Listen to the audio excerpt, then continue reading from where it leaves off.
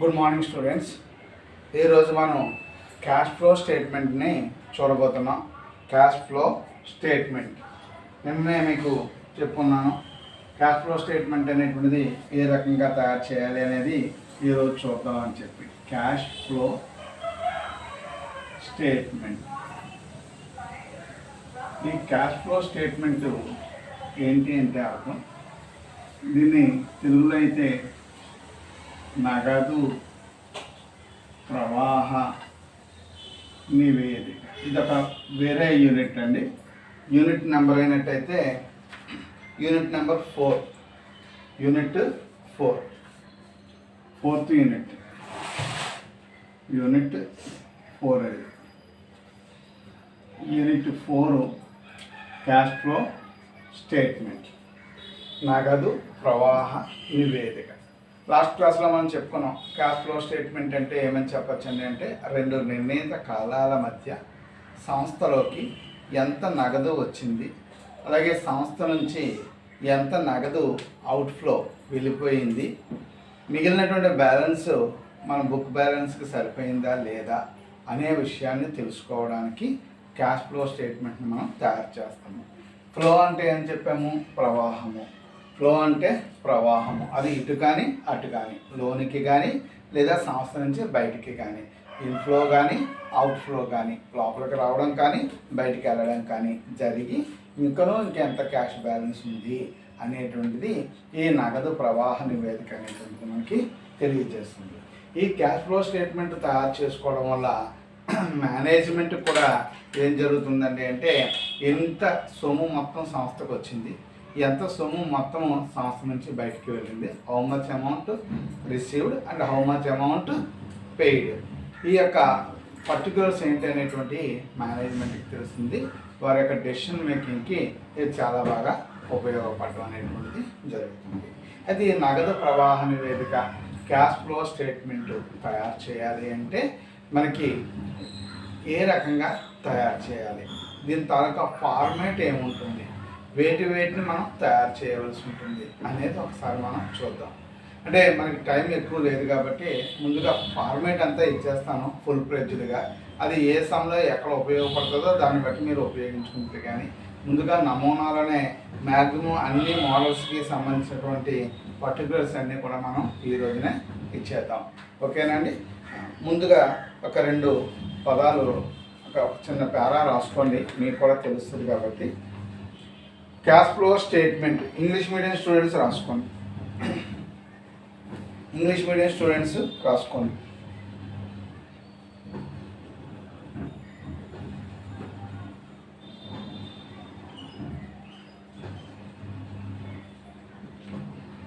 A cash flow statement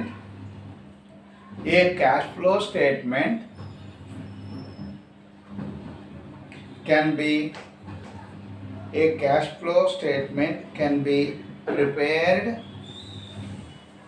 page number and 111 page number. A cash flow statement can be prepared on the same pattern on which a funds flow statement is prepared.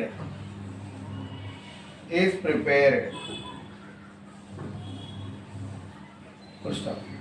The change in the cash position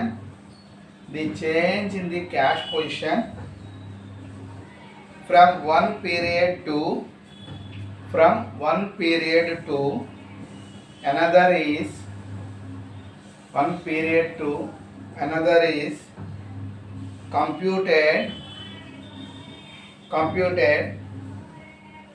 by taking into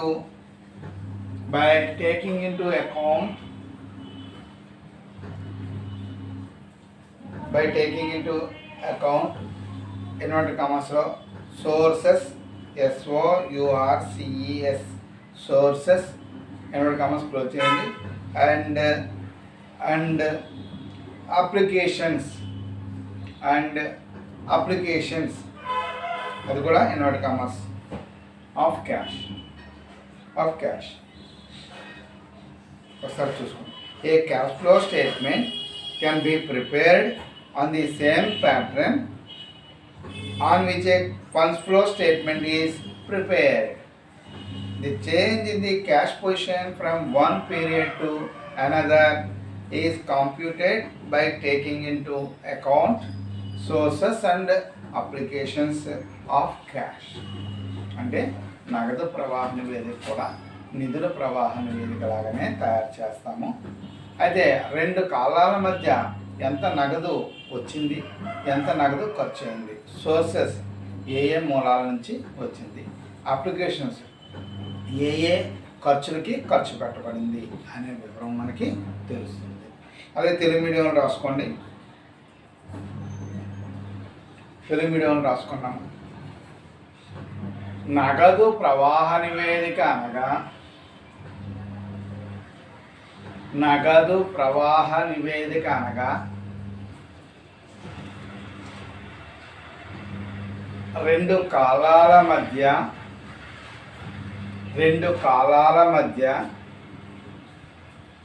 సంస్థలోనికి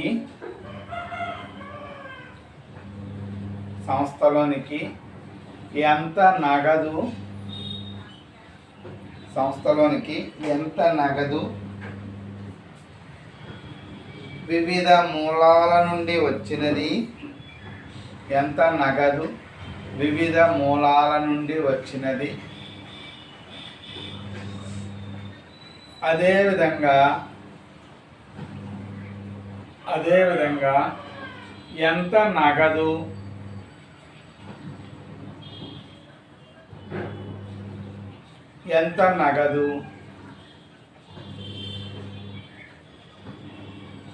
వివిధ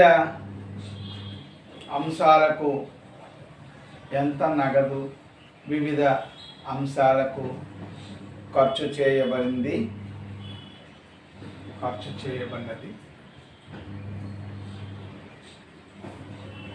తెలియచేయును.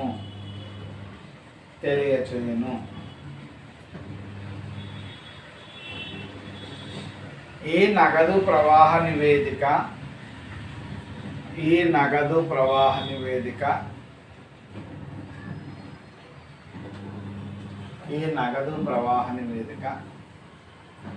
Management వారికి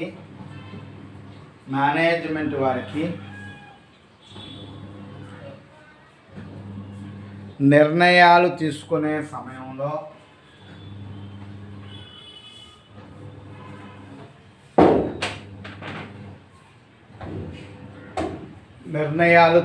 సమయంలో ఎంతో ప్రయోజనకారిగా ఉంటుంది.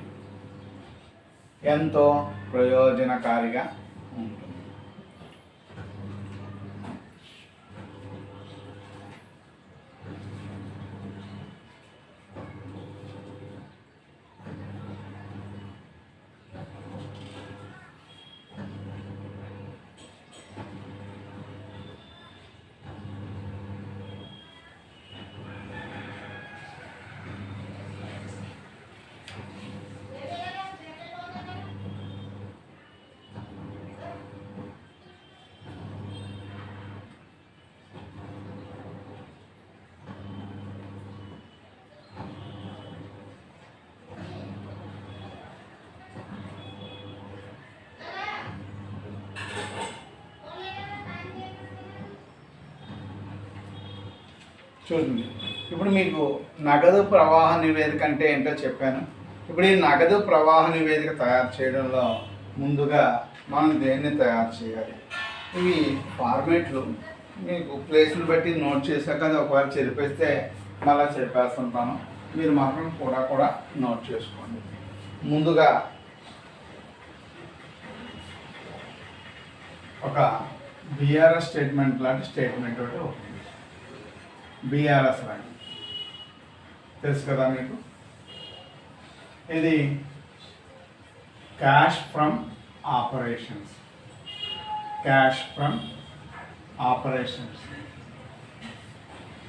కార్యకలాపాల వల్ల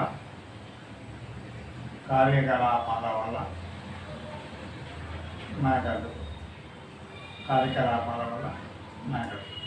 cash from operations వివరాలు అంటే particulars మొత్తము వివరాలు మొత్తము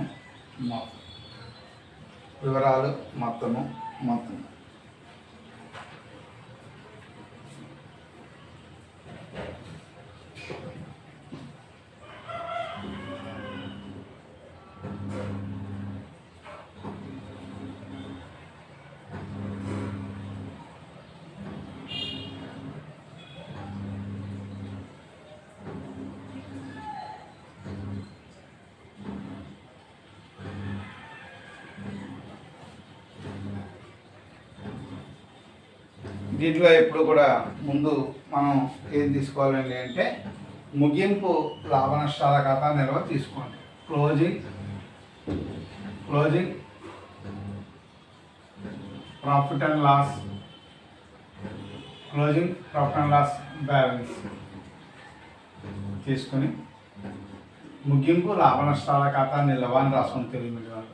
closing profit and loss balance ముగింపు లాభ నష్టాల ఖాతా నిల్వ. దానికి యాడ్ లేదా ప్లస్ చూడండి, మనకి నష్టాలు లాంటివి ఉంటాయి చూసారా, తరుగుదలలు ఇలాంటి రాని బాకీలు ఇలాంటివి ఉంటాయి చూసారా, అవి మనం ఇక్కడ ఈ యాడ్ పాయింట్స్లో రాసుకోవాలండి. ఏం రాసుకోవాలి అనేది చెప్తున్నాను చూసుకోండి.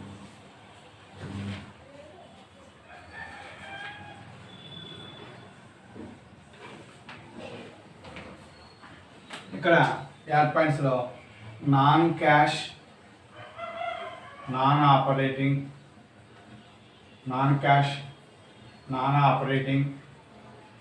Expenses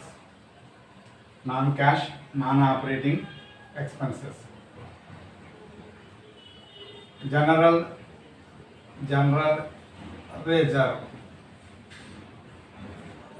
reserve proposed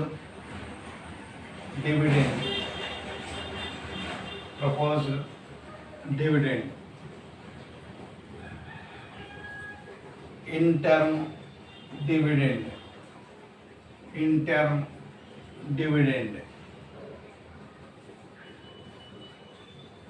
provision for tax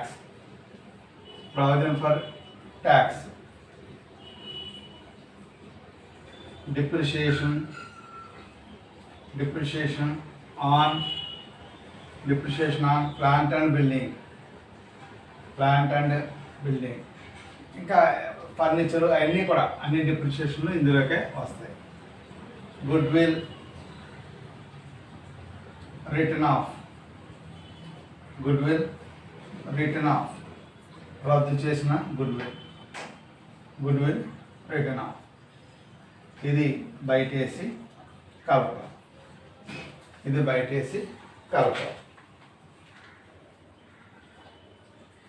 ఈ కలిపిన దాంట్లో నుంచి మైనస్ అంటే less non cash non operating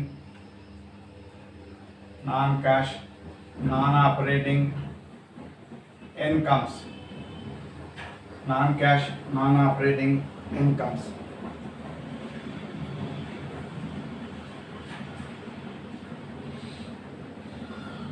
Non-cash non-operating incomes.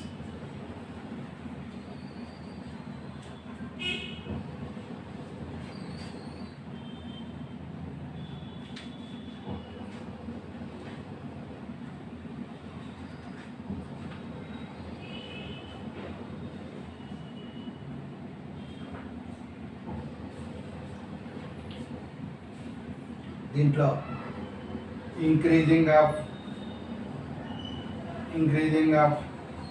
Asset values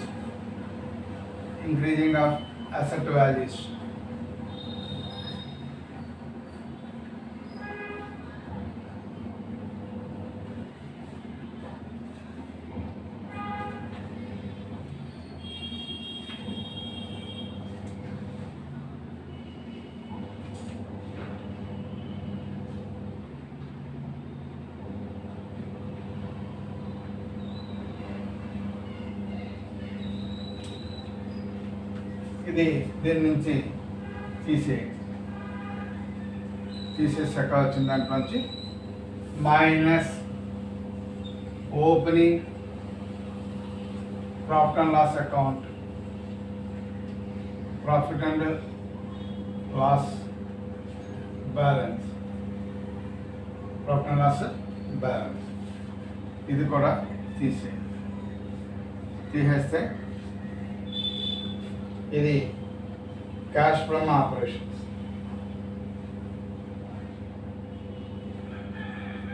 cash from operations, cash from operations. చూసుకోండి ఇంగ్లీష్ మీడియం వాళ్ళు ఒకసారి క్యాష్ ఫ్రమ్ ఆపరేషన్స్ అని హెడ్డింగ్ పెట్టారు. పర్టికులర్స్ అమౌంట్ రాసుకున్నారు. ఇప్పుడు రాసేసుకోండి. Closing profit and loss account balance, closing profit and loss account balance, add non cash non operating expenses side heading, non cash non operating expenses side heading.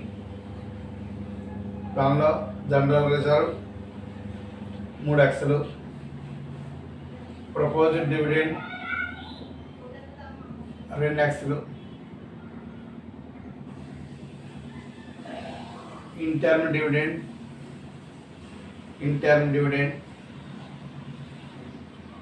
provision for tax,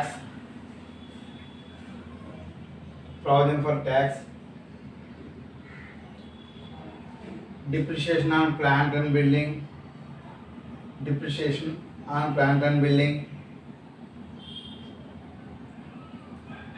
goodwill written off,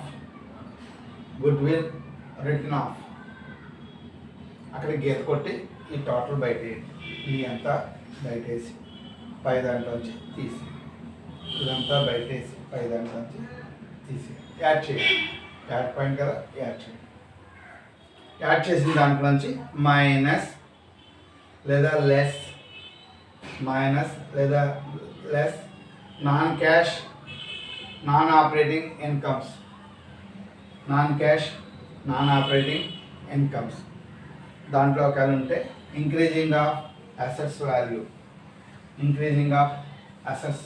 value అంటే depreciation యాడ్లో వేసాం కాబట్టి increasing లెస్లోకి వస్తుంది. Increasing of assets value అది బయటేసి పై దాంట్లోంచి తీసేసిన దాంట్లోంచి minus opening profit and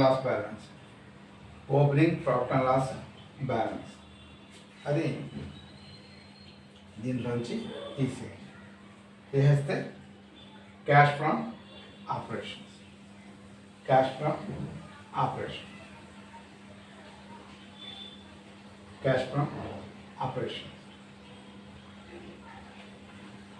Telugu మీడియంలో కూడా గీతలు కొట్టేసుకోండి. కార్యకలాపాల వల్ల నగదు అని హెడ్డింగ్ పెట్టండి. కార్యకలాపాల వల్ల నగదు పెట్టి గీతలు వివరాలు మొత్తం రాసుకోండి.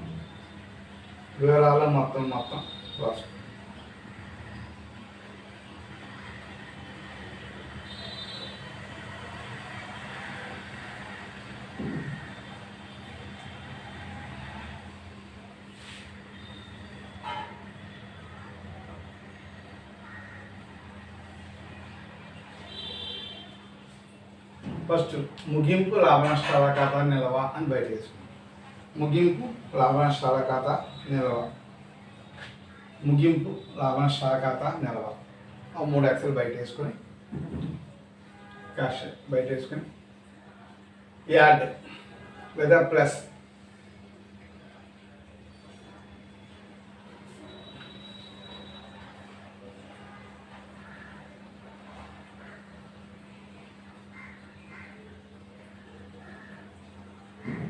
యాడ్ అని రాసుకొని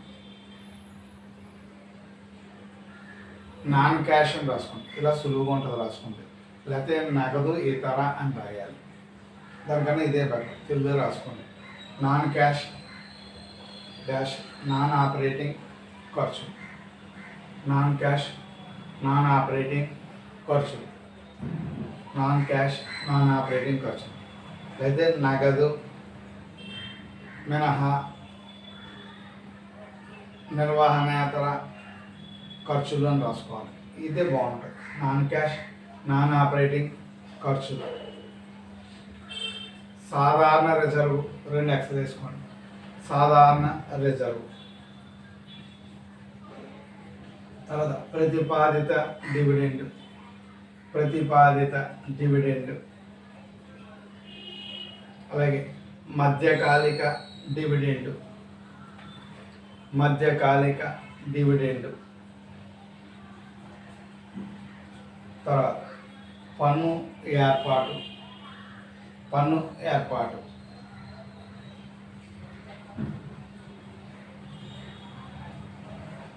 తర్వాత ప్లాంటు యంత్రాలపై తరుగుదల. ప్లాంటు యంత్రాలపై తరుగుదల. తర్వాత రద్దు చేసిన గుడ్విల్. రద్దు చేసిన goodwill.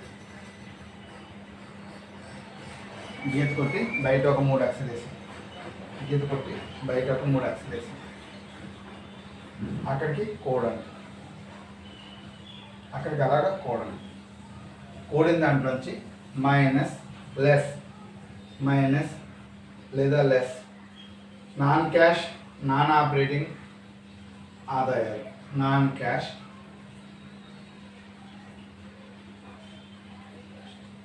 Non operating, non cash non operating ఆదాయాలు. నాన్ క్యాష్ నాన్ ఆపరేటింగ్ ఆదాయాలు.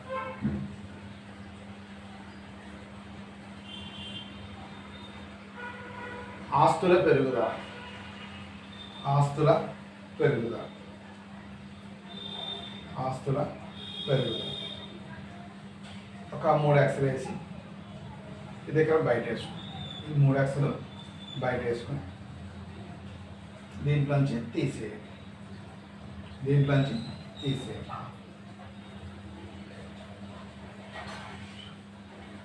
దీనిలోంచి minus minus opening profit loss account అంటే ప్రారంభ లాభ నష్టాల ఖాతా నిల్వ.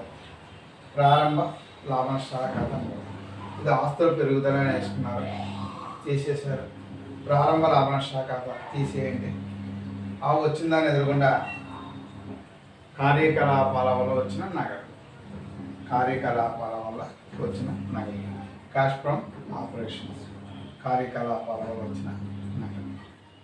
Cash from operations. కార్యకలాపాల వల్ల వచ్చిన నగదు. ఇది ముఖ్యంగా వేయాలి, కార్యకలాపాల వల్ల నగదు. తర్వాత క్యాష్ ఫ్లో స్టేట్మెంట్ వేయచ్చు, కానీ కొంత రఫ్ వర్క్ కోసం వేరే ఖాతాలు వేయాలి, అవి తర్వాత వేద్దాం. ముందు డైరెక్ట్గా క్యాష్ ఫ్లో స్టేట్మెంట్ వేసేది.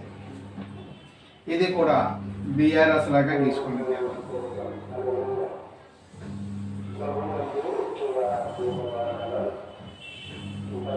నగదు ప్రవాహ నివేదిక అని హెడ్డింగ్ పెట్టుకోండి.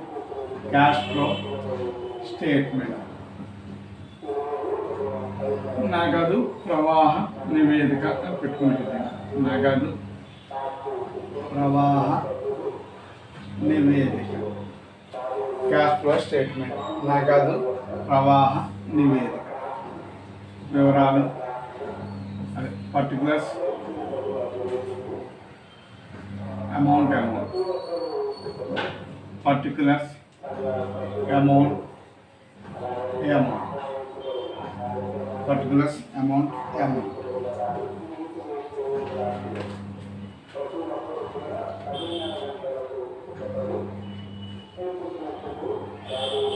ఇప్పుడు ఇది ముందు వేయాల్సింది ఏంటంటే ప్రారంభ నగదు నిల్వ.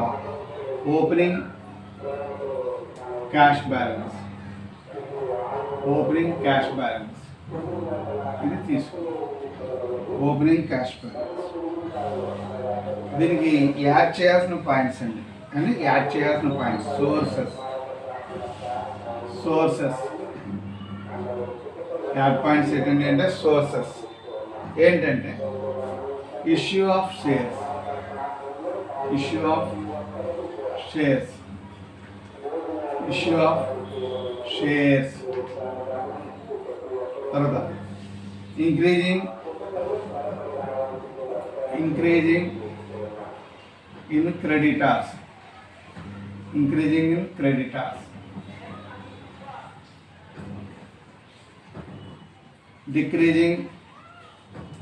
ఇన్ స్టాక్,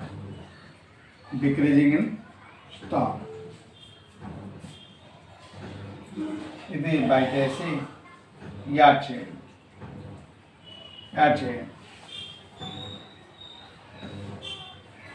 బయట వేస్తే యాడ్ చేసిన తర్వాత మైనస్ అప్లికేషన్స్ అంటారు.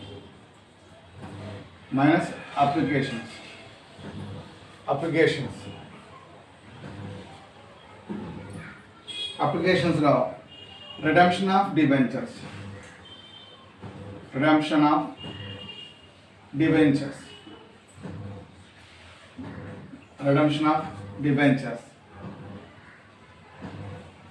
అలాగే ఇంక్రీజింగ్ ఇన్ డెటాస్,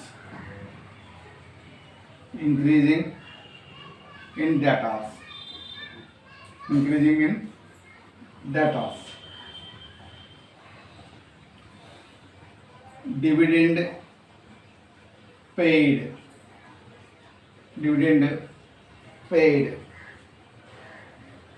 ఇక్కడ పైన ఒకటి మర్చిపోయిన రాసుకోండి. క్యాష్ ఫ్రమ్ ఆపరేషన్స్ రాసుకోండి. యాడ్ పాయింట్లో క్యాష్ ఫ్రమ్ ఆపరేషన్, ఇది ఇలా బయటేసి తీసేయండి. ఇప్పుడు ఇది ఎంతైతే వచ్చిందో అది క్లోజింగ్ క్యాష్ బ్యాలెన్స్ అవ్వాలన్నమాట. అప్పుడు సమ్ సరిపోయినట్టు. Closing cash balance. ఈ వచ్చిన ఆన్సర్ మన బ్యాలెన్స్ షీట్లో ఉన్నటువంటి క్లోజింగ్ క్యాష్ బ్యాలెన్స్కి సరిపోవాలి. సరిపోతే అప్పుడు మనం వేసినటువంటి సమ్ అంతా కూడా కరెక్ట్గా మనం భావించవచ్చు. ఇది ఓపెన్ చేసుకోండి. సేమ్ అది అంత ఫార్మేట్ ఓపెన్ చేసుకున్నారా, ఇది అంతే ఫార్మేట్ ఓపెన్ చేసుకోండి. క్యాష్ ఫ్లో స్టేట్మెంట్, నగదు ప్రవాహ నివేదిక. క్యాష్ ఫ్లో స్టేట్మెంట్, నగదు ప్రవాహ నివేదిక. వివరాలు మొత్తం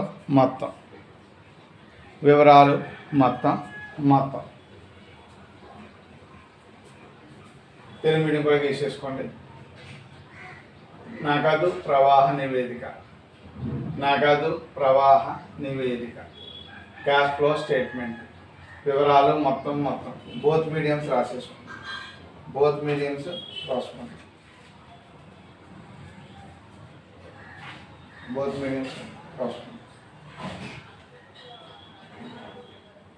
వివరాలు మొత్తం. Particulars amount. First opening cash balance, ప్రారంభ నగదు నిల్వ అని రాసుకోండి. ఓపెనింగ్ క్యాష్ బ్యాలెన్స్, ప్రారంభ నగదు నిల్వ. ఒక 3 అక్షరాలు వేసుకోండి. ప్లస్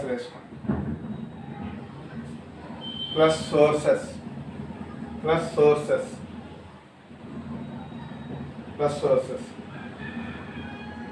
దాంట్లో మూలాలు.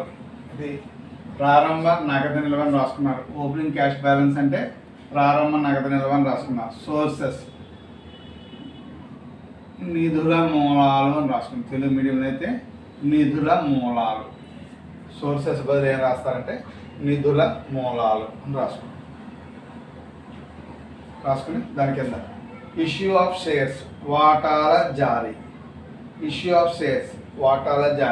3 అక్షరాలు వేసుకోండి. తర్వాత ఇంక్రీజింగ్ ఇన్ క్రెడిటార్స్,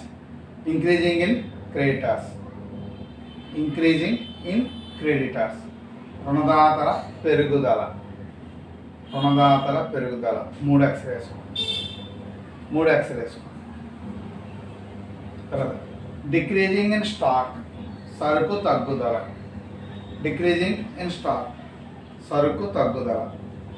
ఒక 3 అక్షరాలు వేసుకోండి.